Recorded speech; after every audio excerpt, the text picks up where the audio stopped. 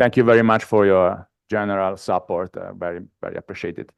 And I would like to add a special thank you also to Javier Esquerra, who is the sub-director of the DG Forestry at the region. Is Javier? Please stand up. Thank you very much for your regular support to Cesefor and your kindness. Thank you very much, Javier. The first good news of the day is that we are not in late after the opening session, which is almost a miracle. Thank you very much for respecting the time. My work, so it's very easy, and I'm happy about it. So now it's time to work. Now, so let's switch to the first session. I would like to ask to all the work package leaders of the ONEForest project to come here. These chairs are for you, please. Work package leaders, come here. Yeah, it's a surprise, I know. But we want to know you. This is for facilitating the networking, of course. It's important because after this session, we will have a dynamic called the poster tour. And the work package leaders will stand beside their poster and enter in details. Okay? So now, so you can see the faces. Well, let's start with the opening of the session. Well, you have to know that from Brussels, from the European Commission, the two participants couldn't join us personally because it's very complicated for bureaucratic reason to get the approval of the mission.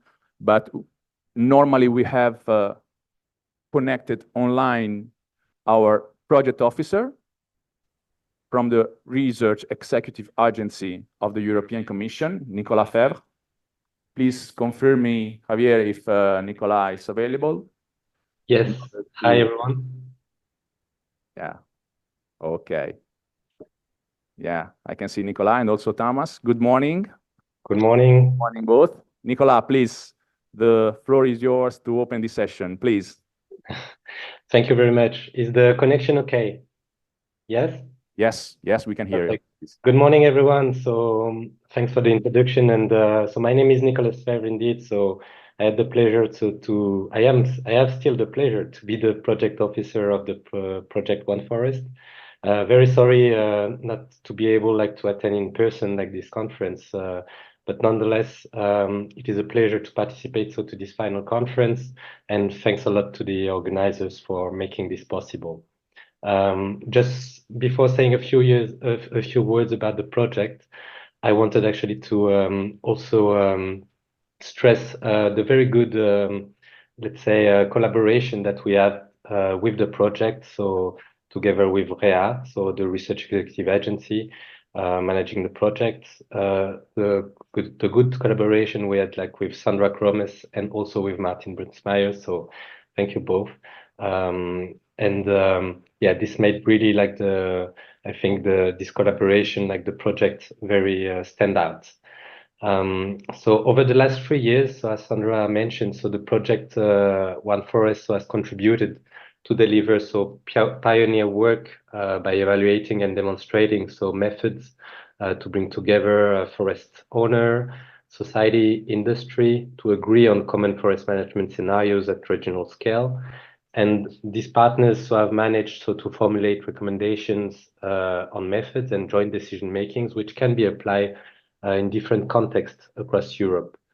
And through this collaborative development of such scenarios, so spanning the next 40 years, the ONEForest has been actively shaping the future of forest in Europe, as these scenarios can play a really pivotal role in guiding policy decisions, shaping effective management strategy, while also ensuring a sustainable and resilient future for European forests. So at the core of ONEForest, as it was mentioned before, is the development of this multi-criteria decision support system. I'm sure you will learn much more in the following talks. But this system really is really designed to empower stakeholders, so from forestry, industry, politics, NGOs, and providing them with valuable insights to assess which way of forest management is advantageous, like for their respective objectives and their current but also future ecological economic conditions. So it's really it's a very innovative tool, which is grounded in a wealth of data as well, so including forest inventories, specific indicators from policy and stakeholder analysis, field study as well. And all this information is actually a prerequisite so to better prepare companies and other stakeholders for changing material and product flows across the forest wood value chain, and also creating common perspective. So for the future use of wood. Sorry. So sustainable forest management has always remained high on the EU research innovation policy agenda, with its increased funding so over the last years. To deliver on this sustainable forest management, so R&I is needed so to understand the resilience of forest in relation so to increasing extreme weather events. So understanding so the role of sustainable forest management in human health and climate change can help delivering solutions to address major megatrends such as depopulation in rural areas. So the next generation of projects, so funded under the Horizon program, so we'll certainly take stocks of the tools and methodology and insights also developed from the ONEForest project. So with respect to define a sustainable forest management of forests, so the new R&I prospect, so in the development of the Horizon work program, so 2025-2026, will also focus on enhancing so urban forests and trees for human well-being and health, as well as developing comprehensive assessments and monitoring of relationship between forest management types and biodiversity. And just a few words about the project, because it is not ending yet, since even if it's the final conference today. So the project is already well advanced and in track with its main objectives, but the final review so is foreseen so before the summer. So I look both forward so to listening to the presentation today, but also to meet you again, so the consortium, so before summer, to celebrate so your success. So thanks a lot, and I hand over the floor to you. Thank you.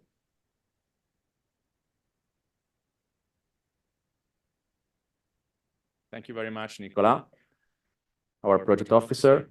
And well, before entering in the details of the final results of the project, for all those that you don't know very well the ONEForest project, we have a short overview of the project given by our co-coordinator of the ONEForest, Martin Brunsmeyer, from the University of Rosenheim. Please, Martin.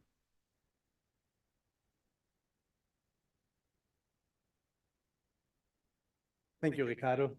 You're welcome. And muchas gracias por su amable invitación a la región Castilla y León, también a Cesefor for organizing this event.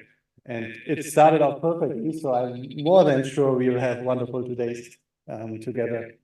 I think before I start, I would like to take the opportunity to briefly introduce who is sitting here and who you are looking at.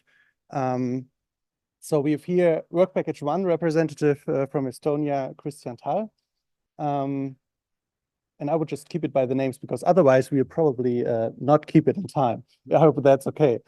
Clemens Blattert from Work Package 2 from Switzerland. Then we have Work Package 3, Eduardo Granado from CTFC.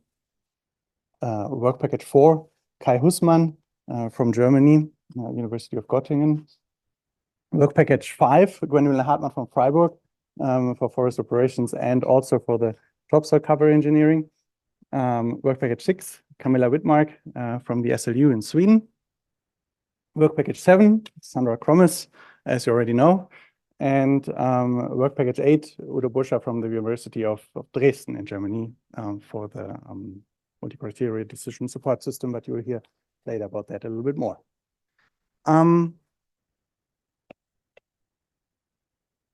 More close to the microphone. Sorry, I can probably get these up here. Okay, perfect. Thanks for that. Do I just?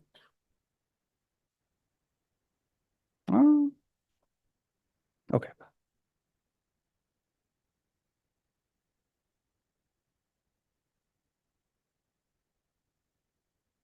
You think?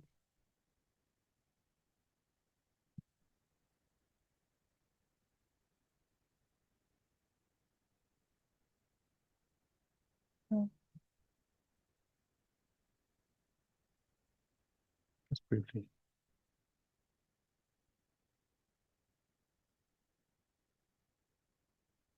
Perfect. That looks great already. So I would like to give you a brief overview of what we are doing and what we have done actually over the last years. And as you know, before all those projects, it always starts with an idea, and in our case, more the recognition of a problem there is maybe. And as you all know, the forests are looking at more threats than ever, actually, with droughts, more insects, forest fires spreading. And at the same time, we as humans want a lot from our forests. We want them to be part of climate protection. We want all the wood supply we need for the industry. We would like to have it for recreational purposes, pure water, all that. And this makes it very difficult also to plan and also to make decisions in this world as forest managers, or also all stakeholders along the forest wood value chain. And this difficulty and this complexity, we wanted to scope a little bit in our in the project, and these are actually the objectives we have, to build a support system based on multi-criteria, to promote sustainable forestry at the one time, but at the same time to maybe give also a very reliable wood supply, having all these other forest ecosystem services for economical, social, and ecological purposes and indicators. And at the same time, we are also engineering a topsoil cover, which is helping and also supporting the growth and the seeding, actually, of plants, of trees. And this is needed more than ever, I guess, in these days. So what we came up with is the project idea of ONEForest, building this multi-criteria decision support system. As you already heard, we had this duration of 3 years. We are coming to the end of the project, so it's the final conference.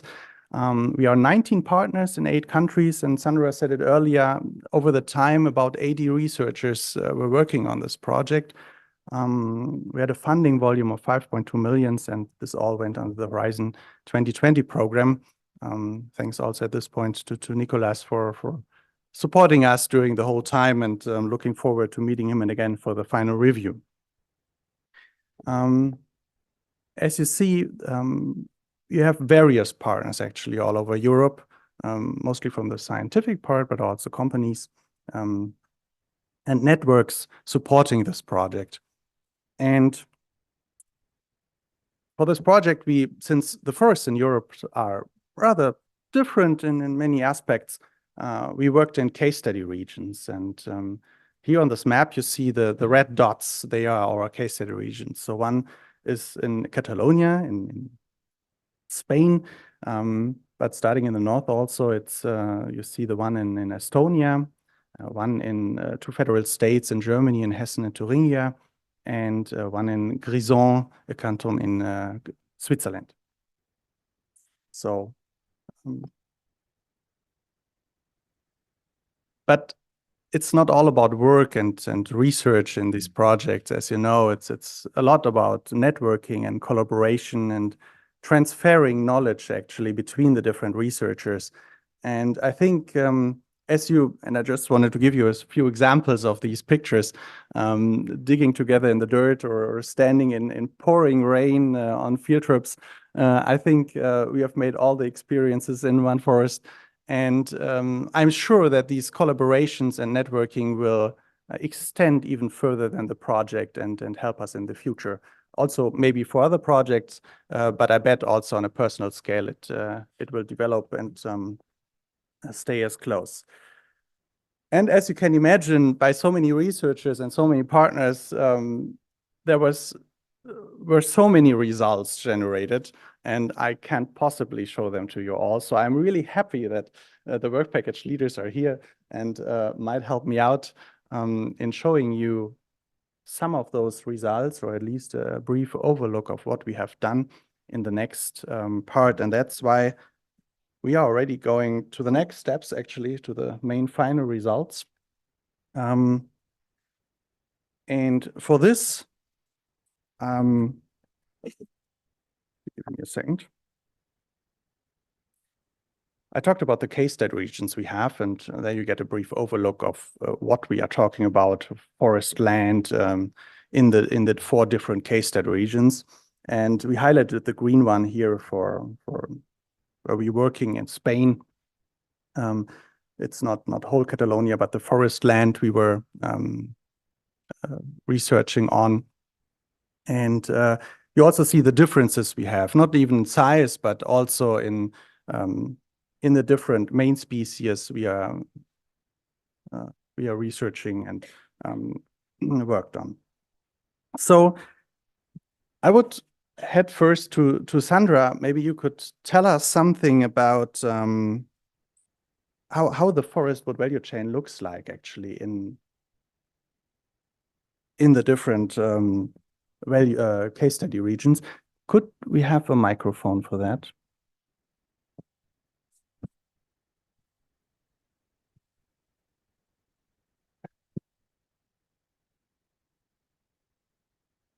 Thank you, Martin. So everything we brought to you now is regarding Catalonia, because we thought we are now here in Spain. We would use the case study region Spain to make it more visible, to make it more comprehensible for you.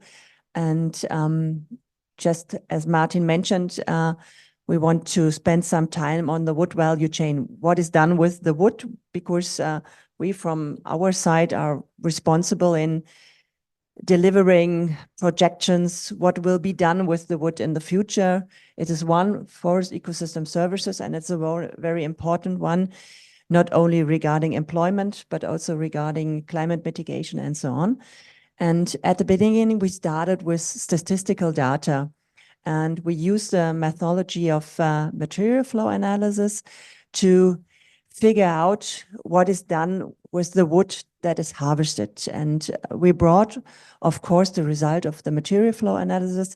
It's now not very clear for you because it's a very small picture we now show to you, but we screen in this picture. And at the beginning, if you like this, it's even still very small. What you can see here is referring to the arrows. The arrows show you the amount of wood that is processed, that is harvested in the different steps of the wood value chain. Here we are at the beginning of the wood value chain. And of course, if you would go closer to that picture, you would see that more than 2/3 of the harvested wood is coming from private forest owners. This was very interesting for us. It might be obvious for you because you are already working in that region, and only 1/3 or less is coming from private-owned, company-owned forests, and that was very interesting for us. But what also was very interesting for us is that more wood or more fuel wood leaves Catalonia, the case study region, then it is imported. What means fuel wood? Means that it is processed to pellets and briquettes, but you are producing a lot of energy for other regions. That's the reason behind it, where we have a higher share of exports than imports. What we also find is that we have a lack of data. This is something which came up as we viewed on the statistical data. So we have to work with assumptions. So this is something what probably might be improved to put some more effort in the statistical data. And that what we also see is that what you are doing with the wood, how it is used for material, processing. And we see that a lot of sawnwood is produced from the higher wood quality assortments, and that you are producing poles and stakes at a high amount of harvested timber, and that the most, and that's the next slide when we are coming to the next slide, that all the pulpwood you are producing is exported from Catalonia. That it is very interesting from our perspective, because it could be a potential for further processing in that region and for further employment, for further added value, just to have that in mind. And what we also see is, of course, we have a lot of byproducts from sawmills, poles and stakes production, which are also going into the energy sector. And that's a huge amount if we are coming to the next slide, what we see in Catalonia. If you slip on that, that we have on the next one, please. Okay, we have a lot of energy, or we had a lot of wood that is processed to fuel wood, to energy wood, and this is brought to the market as pallets and briquettes that it used, and that's the status quo in Catalonia so far. And this is for us very interesting, just for the validating our model, but it also gives information to you where the different wood flows go through and how the wood is processed. And from our perspective, of course, there might be some further improvements or some ideas what could be changed in the value chain, and that's the task we would like to do with the dynamic value chain model. Great, thank you, Sandra. And knowing about this for the forest wood value chain, I also briefly talked about the forest ecosystem services, and maybe Camilla, you could tell us what role do they play in Catalonia? Yes, so hi everyone. Just very briefly, we're going to talk about forest ecosystem services, and in Work Package 6, we've been working with 3 different perspectives. So we were working from a policy perspective, understanding how stakeholders look into forest ecosystem services, and finally how the public reviews or considers forest ecosystem services. And as you know, there's plenty of conflicts, but there's also synergies between them. So if we start with the policy side, we can look into different areas that is from a policy perspective, which is touching upon forest in one way or the other. And those are areas of biodiversity, bioeconomy, climate change, of course, energy and forests. So those were the policy areas that we reviewed in Catalonia. And what we definitely saw that there were synergies between them, and they were mentionings across between the different policy areas, some of them acknowledging goals from one another. So for instance, in climate change, they also acknowledge the fact that the forest needs to grow and needs to be managed. And we also realized that there were some synergies between, for instance, fire protection and climate change mitigation, adaptation. So those were issues that was acknowledged in policy. We also realized that there is plenty of conflicts between these different policies. So for instance, forest protection and economic values, biodiversity and biomass production, forest preservation and socioeconomic values.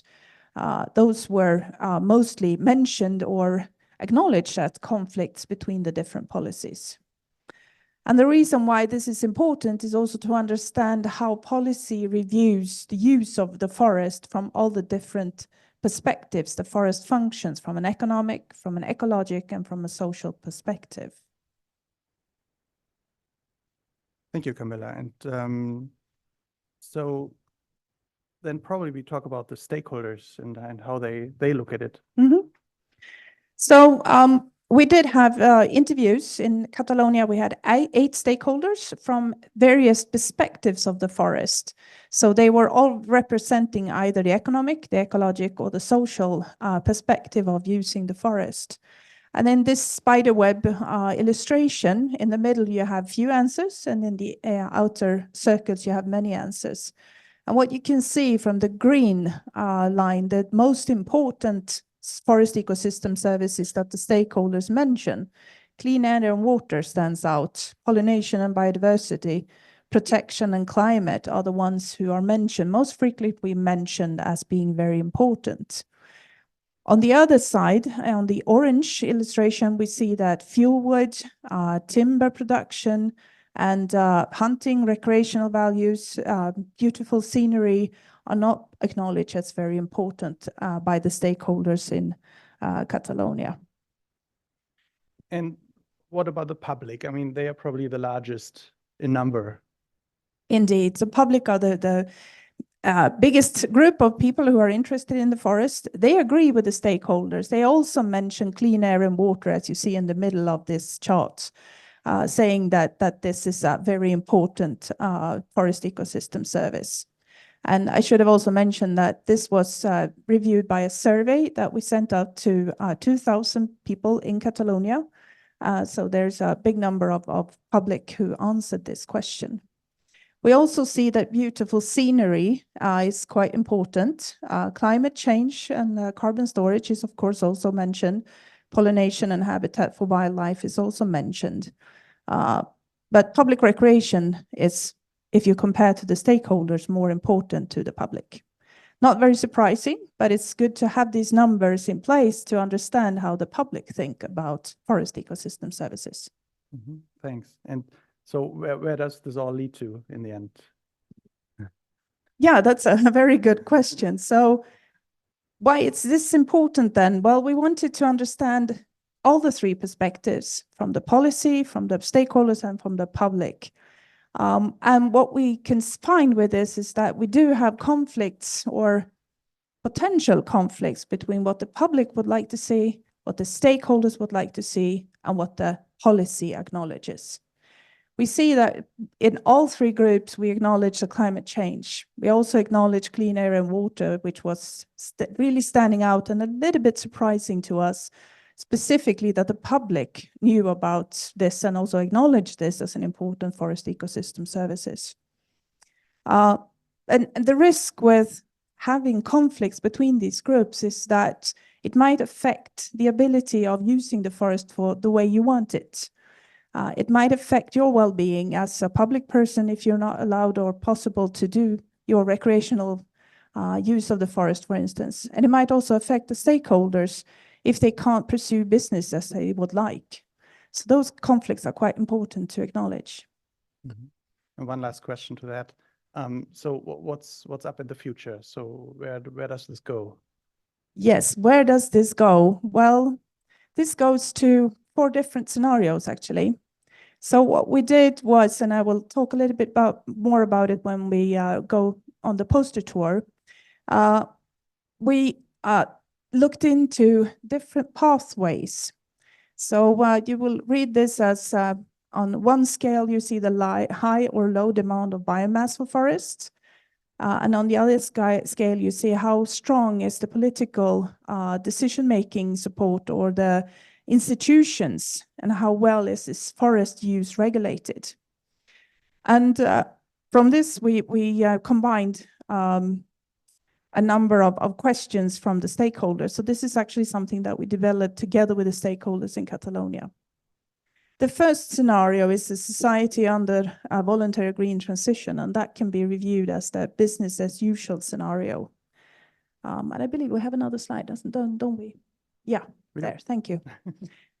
So if we look into the visions of the stakeholders, we see in the first scenario where we have low demand of biomass and a rather weak political decision-making or institutions.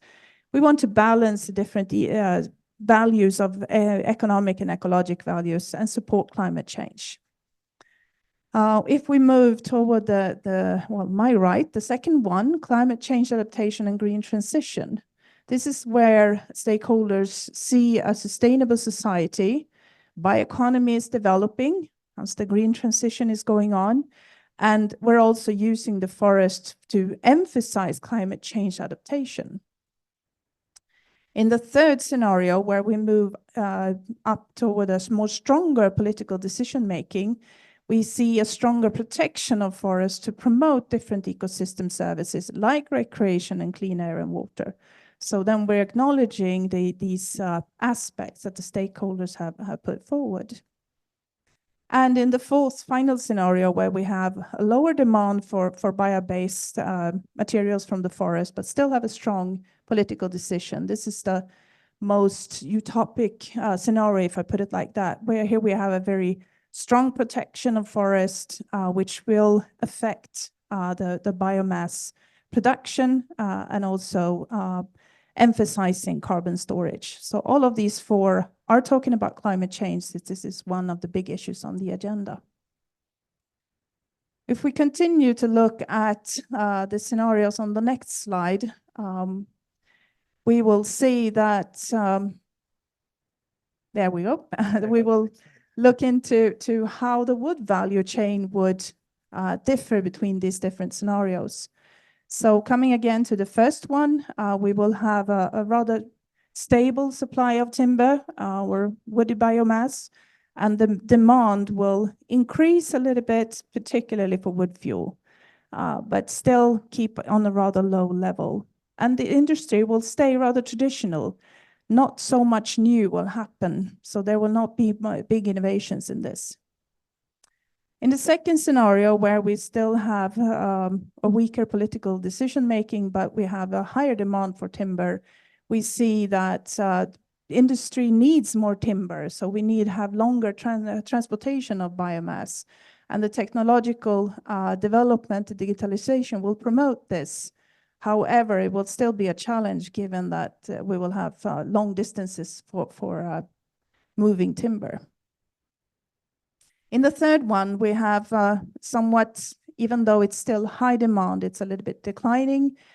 We do have a transport system that is developing and maintaining supply, but local industries are suffering from the fact that we need to protect more forest, and we cannot have as high demand or supply as we would like. But still, there will be some new segments developing, like biorefinery, for instance. And in the final fourth scenario, we see that the demand will grow moderately. There will be much more protection of forest land, which particularly for climate change mitigation adaptation.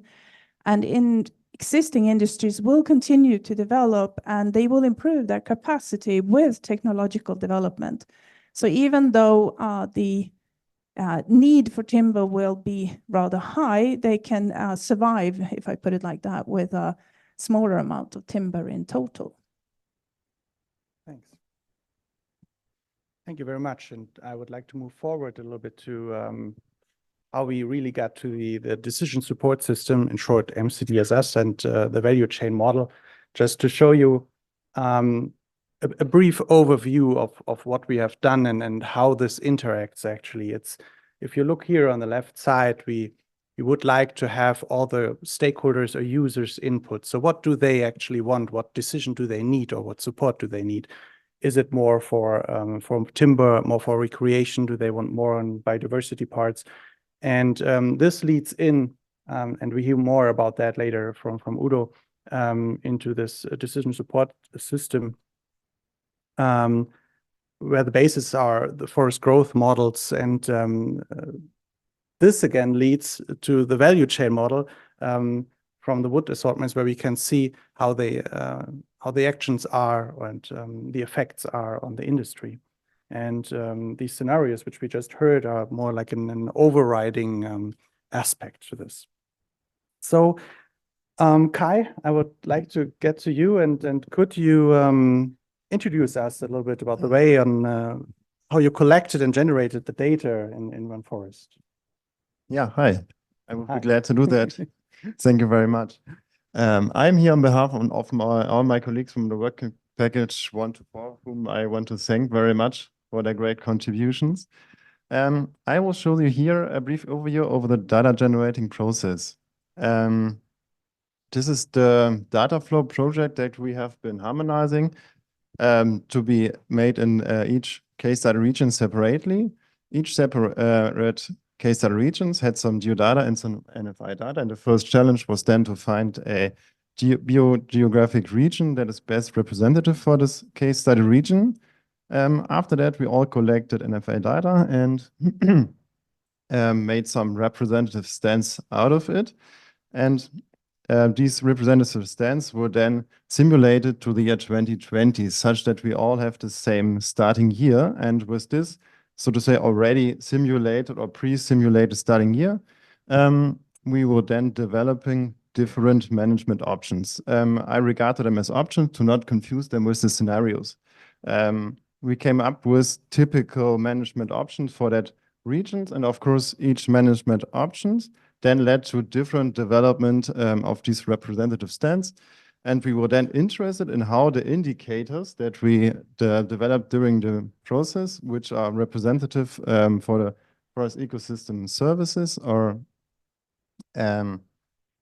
or the respective attributes of the forests, and to integrate also some uncertainties regarding climate. We also integrated the RCP scenarios, these three RCP scenarios there, but we did not include them directly. This is why we have two arrows here into the simulations, because the simulators were so different that this was actually simply not doable, but we integrated them in the uncertainties of the indicators, such that we have a corridor for the indicators and not only estimates, which is, so to say, for their expression without uncertainties.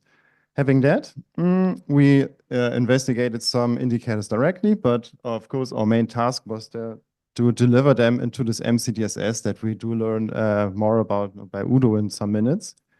And within the MCDSS, Udo will be more specific there, we can, so to say, build scenarios and landscapes and define our own region. And this own region is composed of these management options we were developing in our management options. So this MCDSS, you are, so to say, available to make your own region, but the settings you do there is based on the simulations we were doing.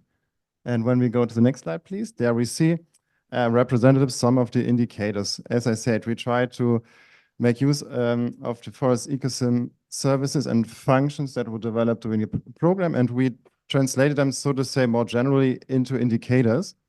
And after a very, very long harmonization process, we agreed on common calculation methods within the case study regions so that these results are comparable. I will be much more specific on that on my presentation tomorrow, which will be take half an hour there. I will go more deeper into the calculation, also into the results.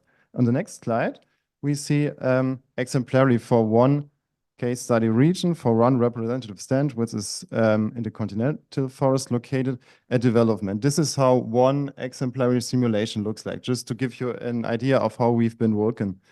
On the left, for example, we see an indicator that is representative for diameter viability, for structural diversity, so to say.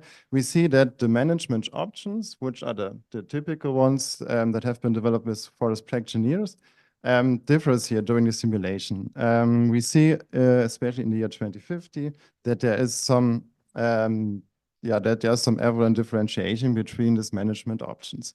Also, we, of course, which we see here on the right picture, have some which do not really distinguish between this time horizon of 40 years. In the next slide, we then see how two indicators develop here. I chose an example for its synergy. We see here now that the indicator of large trees, which is a natural conservation indicator, has some synergy with the standard error of deviation. So at least in this picture here and in this case study regions located in Catalonia, we see some synergy. And on the next slide, we see some trade-off. This is just, for me, a chosen example where there's a very open, very strict relationship, linear relationship between the Shannon index, which is, of course, also for structural diversity, and the large trees. And we see here that even within groups of indicators that, so to say, aim on the same service, so we see some trade-off and obstacles, and this is now my explanation why we need the make use of optimization methods, because even when we consider two simple indicators, we can follow that that is too complicated, or that the help of optimization methods helps to objectifying this process. Thank you, Kai. So great. So we learned that there is a high complexity about the indicators and between the indicators and the objectives. And maybe Udo, you could help us understand the method you use to cope with this complexity in the next steps. Yes, I think I will do that with pleasure. And yes, I would like to give you a short overview of our multi-criteria decision support system, only an overview of the concept. At the beginning, we divide our case study region, and we divide this region into different cells. Yes, you see here different cells, and they have a specific area, and now we have to characterize these cells, right? Because there are different formations of trees within these cells. And also already introduced by Kai, we call this formation of trees, we call this formation stands, initial stands, right? And we see these stands are characterized by different species of trees. And what we are doing to characterize the starting situation, that means we assign a lot of different, or one specific of these stands to one specific cell here. Yes, that's the situation at hand. And then we come up, and already Kai mentioned these, we have options for actions, and we call these options management options, right? And here we agreed with the work package 1 to 4 about 4 management options. Yes, you see here A, low intensity, B, business as usual, and so on. And then now work package 1 to 4, we use the simulation models, yes, and we apply now these management options, not we, work package 1 to 4, yes, and see if we apply such a management option to one specific stand, then what are the results with respect to the different indicators? Yes, that means the calculations from work package 1 to 4 serve as an input for our multi-criteria decision support system. What we are doing then, and what is the objective of our multi-criteria decision support system, is that we now choose the best management option in order to meet the objectives of the different stakeholders in the best possible way. That means finally we assign management options to individual cells. Maybe we can go to the next slide. And now with this slide is also the concept of the multi-criteria decision support system, but more from the perspective of the user, of the stakeholder. Yes, we use here the user, yes, and have here the input of the user. At the beginning, we have to define the different cells, as I mentioned before on the slide before. Then maybe it's possible to, yes, group the different cells, yes, to put them into one group, yes, and then for these groups, but it's not necessary to have such groups, then we define individual objects, yes, for these cells. Okay, that's what the user has to do. And then our model comes into play. And what we are doing here with the model is we merge the different individual objects into one objective function. There's a weighted sum approach. Yes. And then, yes, we will solve finally our model. And the model is nothing different than a mathematical model. Okay, next slide, please. Oh, That's no. already it. That's it so far? That's it. And I think you're having the results in a few minutes. Okay, fine. Right? Then I will present that. That's fine with me. Sorry, you have to stop here now. That's okay. No, that's good. Because now Sandra is actually taking over and explaining the next steps in the value chain model. So just the methodology, and we'll come to the final results in the next chapter. Okay, then we go to the next slide. Yes. Okay, what you see here is a what we have done so far with the dynamic value chain model, we tried to put in the whole value chains, the different value chains we have in the different regions. So we have the material use, which is the processing of sawnwood, poles and stakes, for example. We have then the panel production, which is not in place in all case study regions, but we built the model and the case in the modeling that you can activate it for any case study region so that we have it in the background. There we find MDF, particle board production, for example. Then we have the pulp production, different pulps. And at the end, we have also a model for the fuel wood processing to bring up pallets and briquettes. And that is what we have modeled. And that means the results which are coming from Udo and the different work packages from the simulations are fed into our dynamic value chain model. And based on the different assortments and the volumes we get, we will fed them into the different wood value chains. And then we process the products virtually over the time period up to 2060. And what we consider is that we really try to implement CSR-specific values. What does it mean? We have a so-called greenfield approach. That means we are building up the processing and the production of each value chain as a greenfield, as a factory which is not on a brownfield, but which is just a new investment with a certain capacity. But what we then fed in is specific values like wages, like the CO2 impact, for example, of the grid. We fed into this model cost numbers regarding what is the price of the grounds and so on, in order to consider specific values of the case study regions. And this allows us to simulate the socioeconomic impacts of the wood processing and also the environmental impacts. And this is then based on the input we got from the material, from the MCDSS. That means we got the volumes, we got the assortments of the different harvested timber. Mm-hmm. Yes, and what you see over here is the methodology behind it.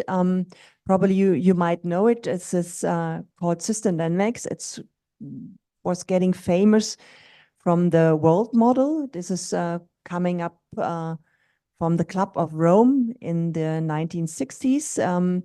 And they were simulating the behavior of the world. If we have an increase in population, how does this affect our consumption of resources? What does it mean for the population? And this approach is still in place and is very famous. And we used that approach to simulate the behavior of the wood value chain in the different case study regions. But that's not the only thing. We also put in results of life cycle assessment in order to show the environmental impact. That means for every wood processing, we did a life cycle assessment and we include dynamic values. What would that mean? For example, we know that we have in different European states the change of the power generation. And this is one crucial element if we look at the environmental impacts, that the power generation will change in the future. And there we have the advantage that the European Commission brought up a new study with respect to the Green Deal, where they projected the power generation or the energy generation in the different European states. And we used that information and included that into our life cycle assessment. And these data were fed into the model as a background so that we know what is the environmental impact of a certain processing in the future. What we also did is that we use social life cycle assessment to come up with social indicators. But as we had a look at the different indicators, we had to recognize that not all social indicators work for our wood value chain. So we had to decide to choose a few one. And for example, one could be a very simple one, which is the sum of the wages, which is given to the employees in order to show the social impact. But there might be also others which are in the model. Thank you. But then we would like to turn to the results, and just to get you this picture actually back in mind, what we just heard about the methodology on what is the MCDSS and how it feeds up into the value chain model and how they work together. Now actually, Udo, you are allowed to talk a little bit more about what you found out and let us know what you have.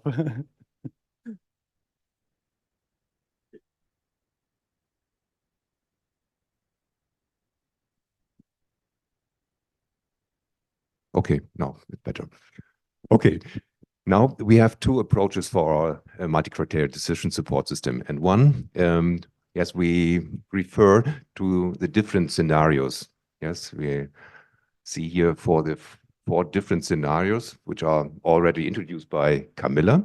And the problem is if we have a description of the different scenarios, yes, to use this description now to put this into a mathematical model, right? And that means, okay, we need a transition of this scenario into a mathematical model. And how we do that is we're doing that by finding out some weights for our different indicators. Yes.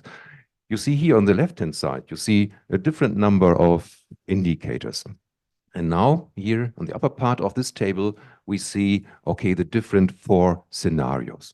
Yes, and for each single scenario, now we at the group have to decide, or especially work package 6 and work package 7, yes, they have decided, okay, what is the best weight for one specific indicator? And we see that the weights vary between the different scenarios. For example, if you're looking here at the harvested timber in total, we see, for example, in scenario 1, we have a very high weight of 50, right?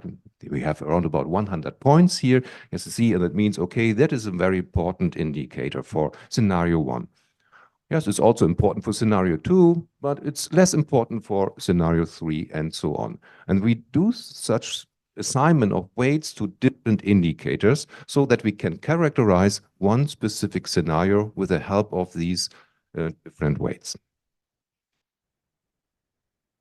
Yes, and then this information is used. The weights are input for our mathematical model, right? We use this, and then we solve the model, and then we receive our result. And on the left-hand side, you see here, that's a log from our mathematical model. Yes, it's maybe difficult to read for the user, right? And therefore, I think we have to prepare these results in a more graphical way. And yes, we decided for a radar chart here.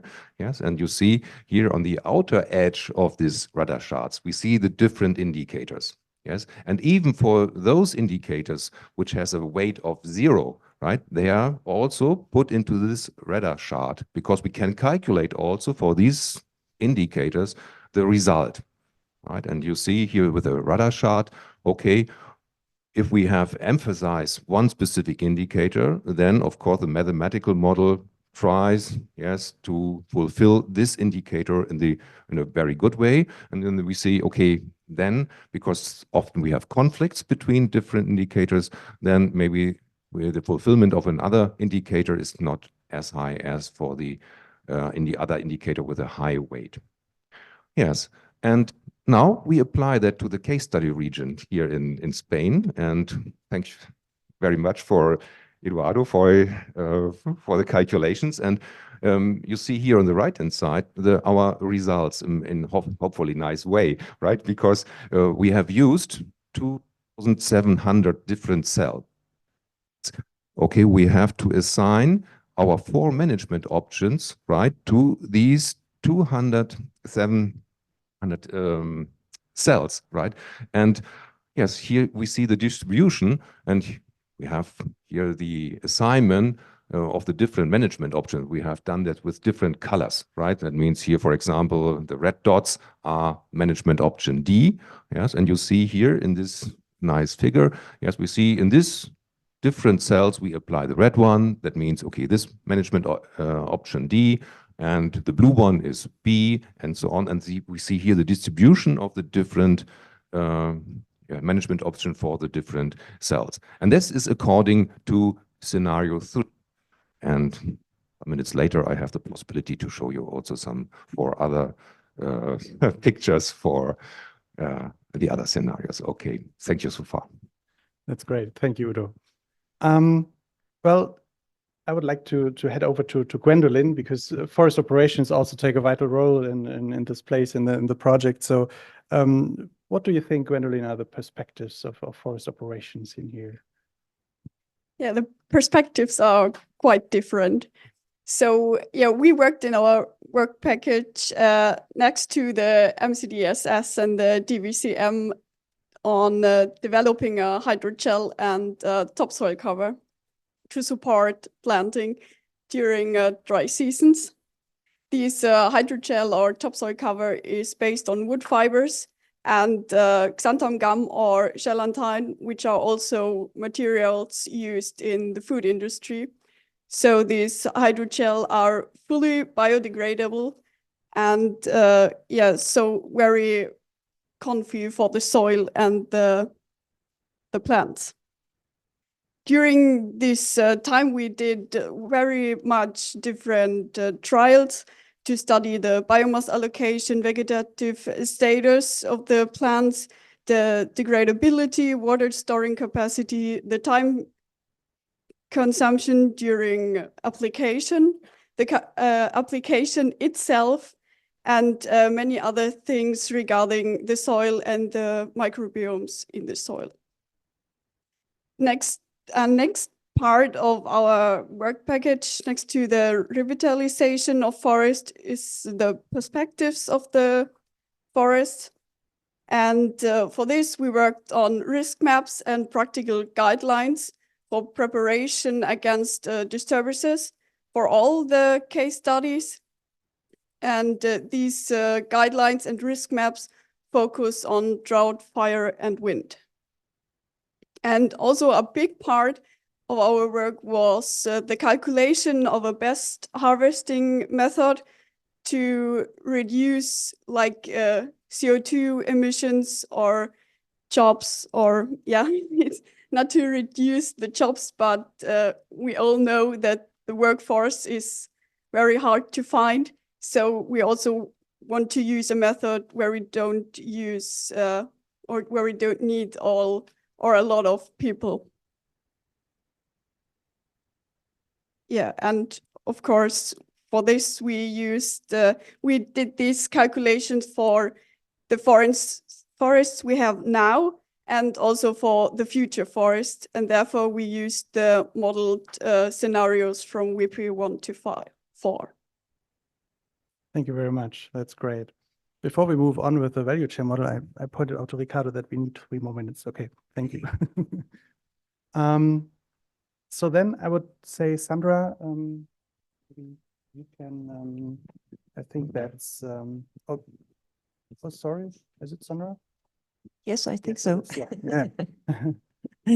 So you might be interested how the results of Udo has presented from the Radasha now are processed in a dynamic value chain model. And this leads me first to the different scenarios, because I mentioned before that, of course, we have this overriding scenarios. That means we would like to also simulate the change in the case study regions and to consider the different opinions of the stakeholders. And that's the reason why we did the scenarios. And the outcome of the scenarios was also how the wood value chain will change in the future. Of course, these are projections, scenarios that are ideas of the stakeholders, how it could be. And we put them together as scenarios. And in the scenario we had a look at Udo, they were projecting a decreasing wood value chain. That means that there will be less engagement. There will be other scenarios where we have new investments, where we have an increase in wood value chain. But referring to that scenario 3, we have chosen here as an example, we have a decrease in the wood value chain. That means that less wood products are demanded. And the results now from Udo are fed into the dynamic value chain model, and that is presented on the next slides. It's a kind of results that can be used from the stakeholders to see if they prioritize certain indicators, which impact will this then have to the wood value chain. So we would can give an answer how the wood is processed. Will there be enough wood in the market if the stakeholder prioritize high CO2 storage, high harvested timber, and so on? And what you see here in the first slide is, of course, we will have even enough wood supplied in the market. That might be a good feedback if the stakeholders would go for that scenario. And on the other hand, we see here another impact on the second picture, which show the value added in the different wood value chain. As mentioned before, we have different processing industries in Catalonia. It's the saw wood industry, it's the poles and stakes, and it's the fuel wood industry. And that we see how much wood is processed in the different industries that we see in the picture in the middle. And a little bit provocative is the right table.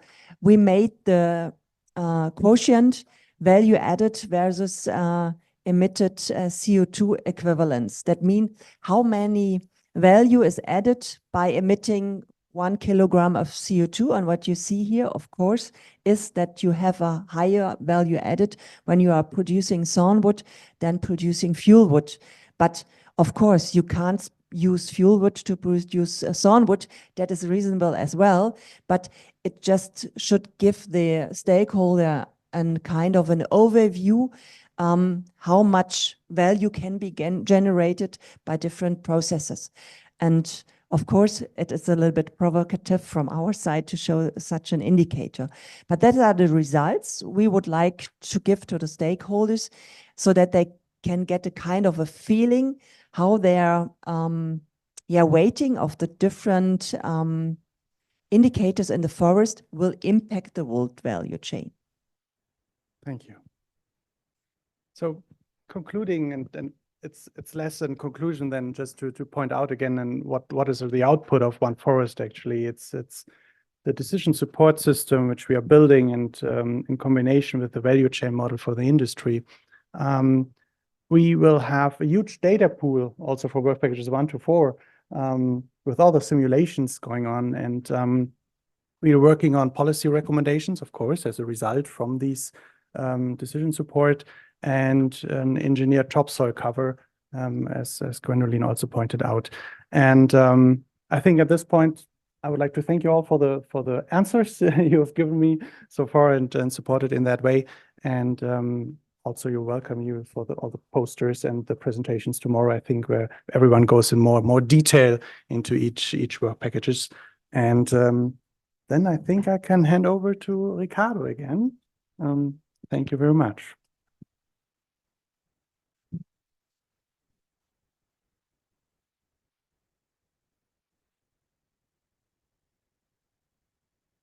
Yeah, it's pointer. Thank you. Thanks a lot, guys. Very well done. It was huge work, and we can see excellent results. First, I would like to say that we missed a work package leader. Of course, it wasn't a mistake, but I would like to also thank you, Raquel Castan, who is on behalf of Cesefor Foundation. She's the work package leader for communication and dissemination. So, Raquel, this clap is for you.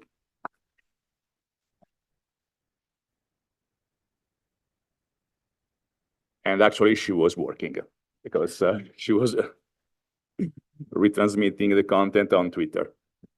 And second, I would like to thank also the people who are following the conference online, and remember to them that they can participate by asking questions using the chat. And now we have the question and answer time. The floor is yours. We have basically 25 minutes. Yes. We still have the presentation from the specific one. Okay, so sorry, I was I was mistaken because you already presented a little bit the multi-criteria decision support system. But Udo, please, you can use your 15 minutes.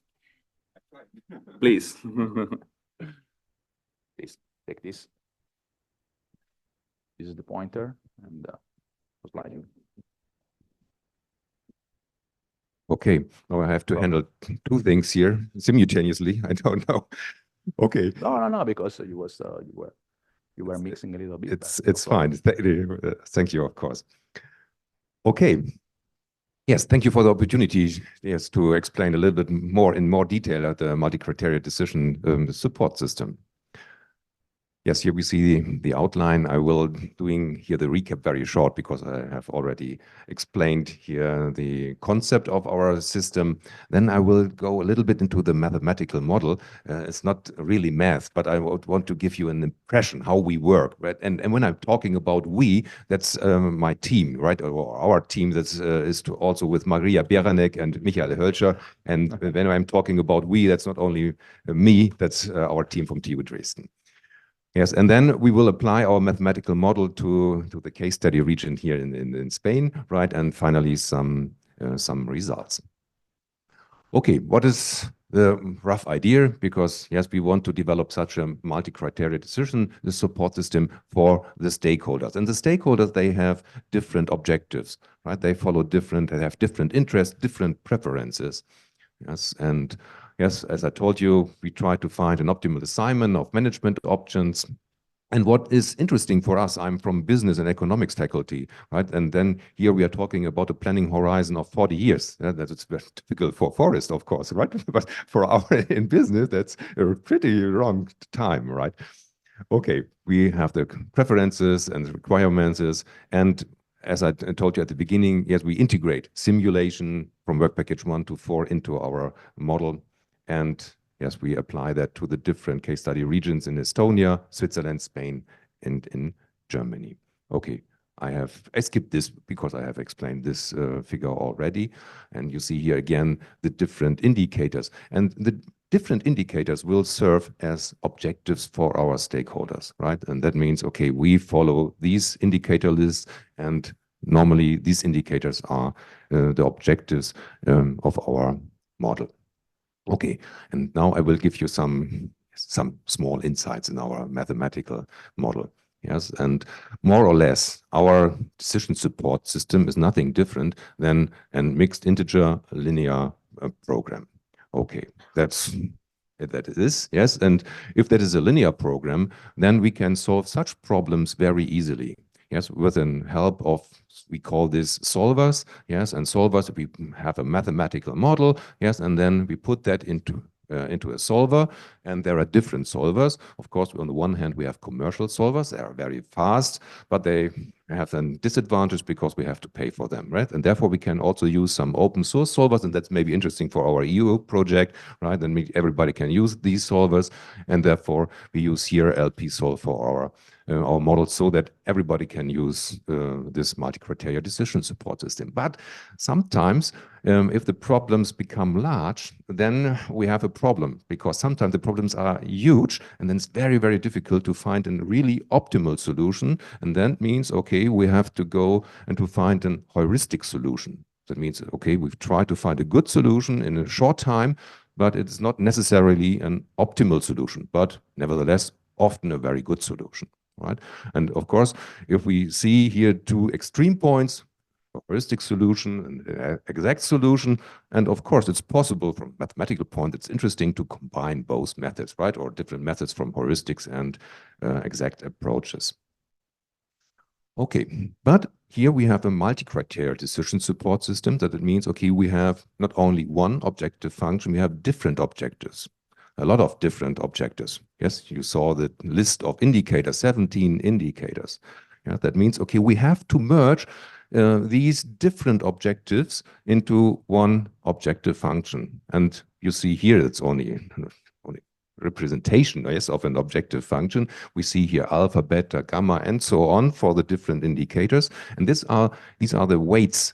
That means, okay, we have to determine for our model. Yes, and then maybe one part of this common objective function is more important, this part of the objective function, than the other one. Yes, and it depends on the different weights. We have a lot of restriction to consider and so on. And you see here on the right-hand side, yes, we have to balance all the different objectives, yes, and to find an hopefully very good solution for the stakeholders and for the interests of the stakeholder. And to give you an idea, and we have here now a simplified figure, yes, if we make it a little bit simpler and only consider two different objective functions, yes, and because then we can do that graphically, yes, we maybe here consider only two objective functions. Yes, we have one objective function, y1 and y2, and we see for this objective function the lower level and an upper bound here, and the same is true for the second one. Yes, and in the ideal world, it would be nice, yes, if we can reach for both objectives, yes, the upper level. But often that's not possible because we have conflicting objectives, right?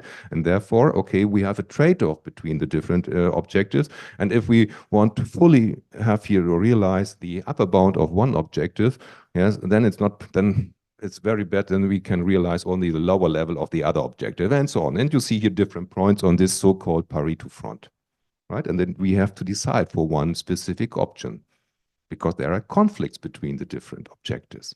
And now here are only two, but we consider a lot of more indicators and objectives, right? And that's, of course, that's why we need a mathematical model, yes, to balance all the different individual objectives. Okay, yes, and now we're looking at the decision maker. Yes, at the decision maker, then we have one possibility, then he has maybe no preferences, yes, and then that means, okay, he is indifferent because this point is as good for him as the other one, and so on. But if he is able to formulate his preferences, yes, then we are able to select one specific optimal point directly for him. But we need the preferences of this decision maker. Okay, yes, we see here, yes, and that's only for our simple example. Yes, if we have different weights, yes, maybe here alpha is 0, beta is 1. That means, okay, the first objective function is not relevant or not so important for him, and he emphasizes the second objective function. Yes, then he will realize this point. And if we said, okay, both are equally important, then we will choose or select this point and so on, right? And that means, okay, with the help of the weights, we are able to calculate a specific solution for our decision maker. Okay, yes, now we want to impress you a little bit with here some signs, yes, because now we have the different indicators here, and then we formulate that into a, yes, it's not very difficult because normally that is here a linear restriction. That's not a problem. We have our decision variable. This one here, that's only a variable which can take on value 0 or 1. Yes, and then we have the indicator data. That's the input from our simulation model here. Yes, we will use this information from the simulation models, and here we see the cell size. Okay, that's very easy. Because at the beginning, I think Kai also mentioned here the Shannon index, and then it becomes a little bit more complicated because then if we want to realize such an indicator, it's a nonlinear one, and that's not nice for our mathematical, yes, because if we have nonlinear things, then it's much difficult here to solve the problem to optimality, and therefore there's one trick. Yes, we try to approximate this nonlinear function with the help of a linear one. right? And that's the trick we are doing, and that's possible, yes, but it costs a little bit. Costs mean, okay, yes, we have here one additional restriction. That means, okay, we want to find all the area shares that they are mostly almost equal to each other. And then, yes, we formulate that with the help of it's very similar to a goal programming approach. That means, okay, we want to minimize the deviation from our target value, right? That means, okay, we have an higher value and lower value, and that means, okay, we try to minimize that, and then, but at the cost of some additional restriction. I think that's not so important here, but I want only to tell you, okay, if we integrate complicated nonlinear restrictions, it becomes more complicated for the model, yes, and to find a way to integrate that into the mathematical model. Okay, yes. I told you already, yes, we have here the most important one is the selection, the assignment variable from the management option to one specific cell. Yeah, that's the most important decision. But our model is, we can use our model in different ways. That means, okay, we have on the one hand, we have a free optimization. That means, okay, yes, I give the weights into the model, and then we find a solution. But it's also possible to apply a goal programming approach. If you, as a decision maker, has a clear preferences and know I want to have one specific value for one specific objective function, yes, then you can put that into our model, yes, and then the model tries to exactly meet this value.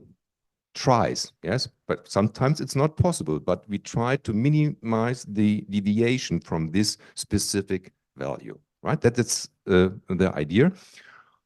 And that is possible, yes, so that means, okay, we can use this model also as a goal programming approach. And if you want to integrate an additional restriction that you say, okay, I want to have a specific harvested timber amount, yeah, then you can say, okay, then we have put in an additional hard restriction. It's also possible to say that. And the model helps you a little bit by this, because at the beginning we tell you, okay, there's only a specific range in which you can, from which you can choose your concrete value. Because if you have an absurd high value, then of course, then we will not find a solution, right? That means, okay, the model helps you a little bit, yes, finding the right value because is within a specific range. Okay. That's it from the mathematical model, only to give you a rough idea, right? And now we apply this model to the case study region. Yes, and yes, for our example here in Spain for Catalonia, yes, we see we have here 18 representative stands. That is, we have 18 different formation of trees. Yes, you remember maybe the first slide, right? And yes, we have a species code here.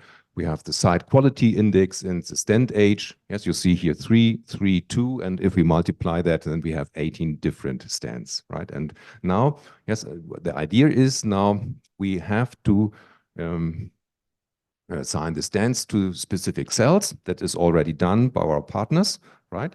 And now we have nearly 2,700 different cells. That means, okay, we have to assign now our 4 management options. Yes, you remember the 4 different management options here, and we have to assign 4 different management options, one of these to each single cell here. Yes, that's our task and what the model can deliver. Now you see here some screenshots from our model. Yes, and you see here on the left-hand side, you see the different stands, and they are characterized by different species. Yes, it's very difficult, but yes, I'm not from forest. Yes, we have a lot of different ones, but we have these cells are characterized mainly by one specific. That's a huge amount of. There's one type of tree which is dominated. Okay, and then we have to characterize the 2,700 cells, thanks to Eduardo, right? Yes, we have here a lot of different cells, and we have here the cell size. Yes, that's okay, the size of the different cells. And yes, we have assigned the different stands to these cells. Okay, yes, and now we have the different scenarios. Yes, Camilla has already introduced the different scenarios here, the 4 scenarios, and you already know here the different weights, yes, for the different scenarios. And now we picked up one specific scenario, the scenario 3, and yes, we will apply this scenario now to our case study region. Okay, now for the user now must tell our program the preferences, right? That means, okay, we have to put in the weights into this model here. Yes, and yes, you see, okay, for the one example, yes, you see here the harvested timber, for example, yes, then the corresponding weight. Yes, you can choose between 1 and 100, 0 and 100. And then we put in here for scenario 1, for example, we put in the number 50. And for all the other indicators, we put in also the different weights into the model. That's necessary. And then we end up in this objective function here, but it's done automatically. Yes, for the user, you only have to put in a number here in a cell for one specific indicator. I think that's not so difficult, right? If you have 17 or 18 indicators, then you have to put in 18 values into these cells here. Okay, then we push the button and say, please solve the model. And then we have to wait depending on the size of the problem. Here we have 2,700 cells. It's a pretty large problem, right? And then we have to wait 1 minute or something like that.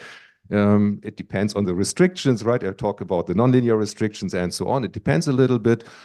Commercial solvers are much faster. The open source solvers are a little bit slower, but then we end up with some results. Yes, and at the beginning, I show you here the log list. Yes, that is a detailed numbered output. You can read that. Yes, and you have here the values of all individual indicators and also the value range. I told you at the beginning, okay, we selected one specific value for the indicator, but also we see, okay, what is the possible range? And then we can see, okay, what is a concrete value for one specific indicator? Yes, and of course, our solution, okay, the assignment of management options to individual cells. Okay, and that is the output, yes, to do that graphically. Yes, you already know here that is a radar chart. And as I said, at the outer edge of this radar chart, we see here the different indicators. Yes, and in bold, here we see sometimes some are in bold. For those indicators, we have assigned a concrete weight that is larger than 0, right? That means, okay, we emphasize these indicators. But of course, we can calculate also for the others in non-bold here letters, normal letters, we see, okay, what is the result for these indicators also, right? Because here you see, okay, the weight was 0, but to a certain extent, also this indicator is or objective is fulfilled, right? And that means, okay, now if we apply different scenarios to our case study region here in Catalonia, yes, we will end up with a different solution. Yes, and we can see that here with the different radar chart on the one hand, and here, and for this we need, of course, right, it's only possible for the regions, for our four regions. We see here, if we choose for scenario 1, and you remember that was maybe, okay, harvested timber is important, then we see we have a large number of red management options here assigned to the specific cells, and you see that here on the right lower corner. Yes, you see here this management option D, yes, is the most important one for scenario 1, and we see the distribution, and there is no option A, and sometimes we have only a little bit C and a little bit of D. Yes, and now if we change the weights, yes, and here in our case we have the weights for the different individual scenarios, yes, then we will see, okay, we end up with a different, of course, with a different solution, yes, and you see here again the radar chart. Now we see here, for example, the number of large trees. Yes, in the previous scenario we have a high number. Here see a not so high number. Yes, and that here, yes, the different values for the different indicators, and of course we see pretty much different assignment of management options to the different cells. Now we see the blue dots, yes, are dominating the other ones. And yes, now we can apply that to scenario 3. That was at the beginning, I showed you this figure. Yes, distribution of the different management options. Yes, and finally, scenario 4. And that's how our model works. And I think, well, hopefully you have a rough idea what we have done with the multi-criteria decision support system. And again, right, that's nice for an EU project, right, that we can collaborate. And that means, okay, we take the input of work package 1 to 4. The simulation is absolutely necessary because without the simulation, we can't do that here, right? And of course, there's with work package 6 and 7, yeah, they have agreed upon the different scenarios, and we have translated these scenarios into the weights so that we have an available, or have them available for our mathematical model. Final conclusion, last slide here. Yes, hopefully, yes, the MCDS helps stakeholders make informed number-based decisions, right? Depending on their own preferences. Yes, we have integrated the simulation data from the different case study regions, and then we have applied a mathematical model with a weighted sum approach here. It's only a suggestion. Yes, it's only a suggestion. Maybe we can, it is maybe a starting point also for a discussion. Yes, because maybe the different stakeholders can discuss and they can agree upon, yes, perfectly fitting weighting, yes, of the different indicators. And I have to remember you, yes, there's not only one solution. Yes, because this solution depends on the individual preferences of the stakeholders. That is maybe more, yes, bottom up, or if you're looking from the scenarios, then we have the top down, yes. But in both cases, yes, we have to define the different weights. Thank you so much for your attention.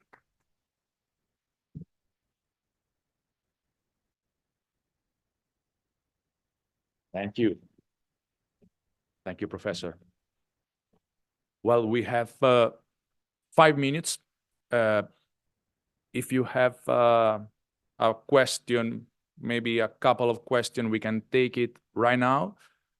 If it is an urgency, because, you know, we thought about the poster sessions as a time for networking and for making questions with a certain time to have answers. And so if there are not urgencies, we can, yes, there is an urgency, of course. Please, Pablo. At least my boss, I can say no. I cannot say no, of course. Hi, thank you very much. Just for a clarification or to take an idea, how is it possible to replicate this in other regions? Is it easy, or how much effort can it take?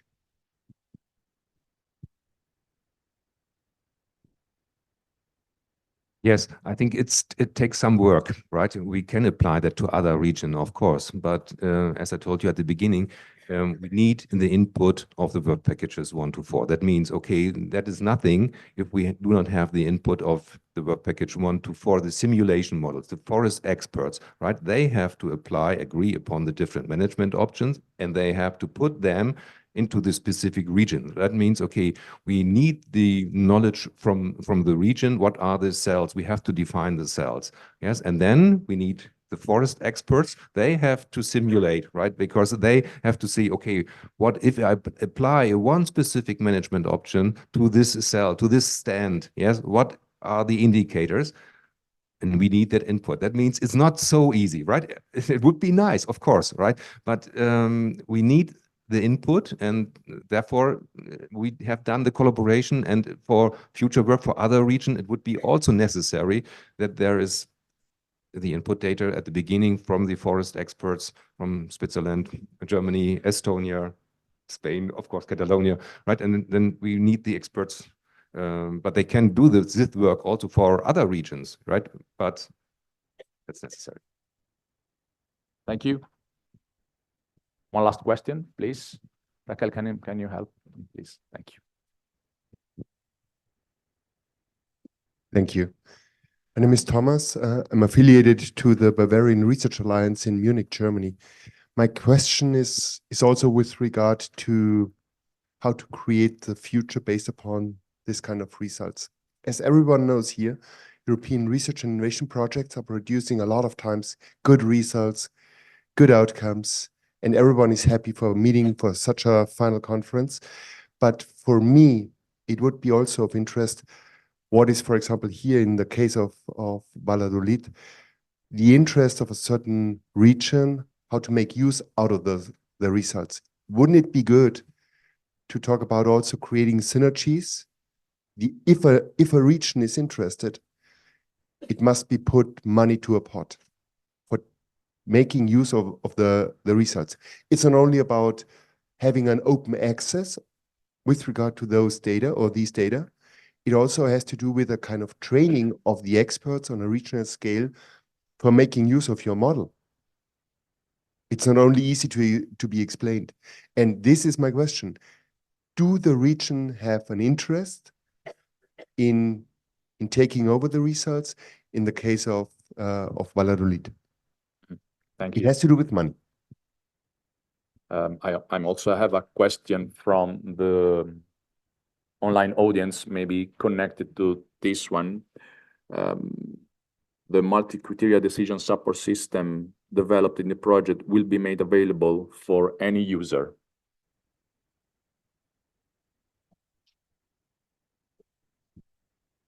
Yes, of course we can. That's open source. Yes, you can use this model. But as we mentioned, and the first question was very important. It's also related to your question, right?